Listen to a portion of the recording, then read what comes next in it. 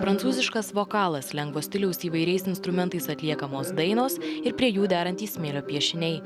Pasak projekto Smėlio džiazas sumanytojos Jurgitos Minderytės, atsibudusi naujųjų metų rytą, ji pagalvojo, kad kurti nori ne pagal standartinį džiazą, o tokią muziką, kuri stebintų ją pačią.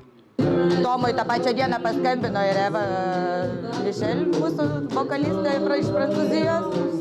Ir taip gavosi, kad sukūrėm tokį naują vėją, naują bangą, to, ko nėra. Aš pati irgi prigalvojus visokių naujų elementų, detalių.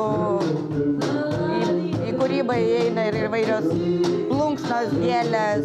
Netgi mano katinas, ypač ši labai tokia linksma daina, aš kurią ją paklausiau, tai sakiau, iškart matau einantį per pievą briedį su ramunė dantyse ir tokį per kalnus šaliuojantį savo linksmai. Visi Jurgitos smėlio piešiniai improvizacija, juose užfiksuotos akimirkos nuotaikos, muzikos sukeltos emocijos. Kiekvienas žmogus, kai groja muziką kažkokią tai dainą, jisai pats įsivaizduoja, kuria kažkokius tai reiškinius galvoja. Ir kai tie reiškiniai ir emocijos dar yra, tu į tą smėlį, kai žiūri iš tikrųjų, tai tu pats, kaip ir aš, ieškau kažkokią tai kampą, kaip išpiešti ir kas šiandien pas mus dabar gausis. Taip ir kiekvienas žmogus, jisai žiūrėdamas į tą smėlio piešinį, jisai tiesiog užsibūrė ir, sakykime, aš matau vieną, jisai įsivaizduoja visai ką kitą. Atliekama muzika turi savitą charakterį, kurį diktuoja prancūziškai skambantys tekstai, instrumentai ir tema.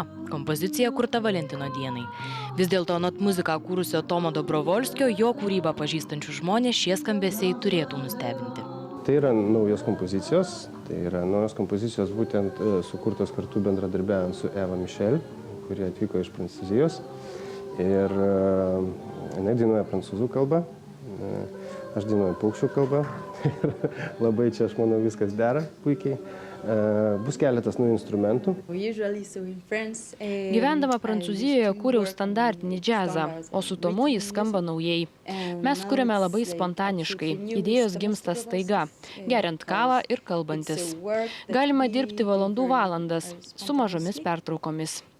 Improvizuojame, tada bandome suteikti muzikai struktūrą, tačiau svarbiausia mums sukurti emociją. Džiazuoti su smėliu vasario 10-ąją bus galima Klaipėdoje, 11-ąją Palangoje, 14-ąją Vilniuje, o 24-ąją Kaune.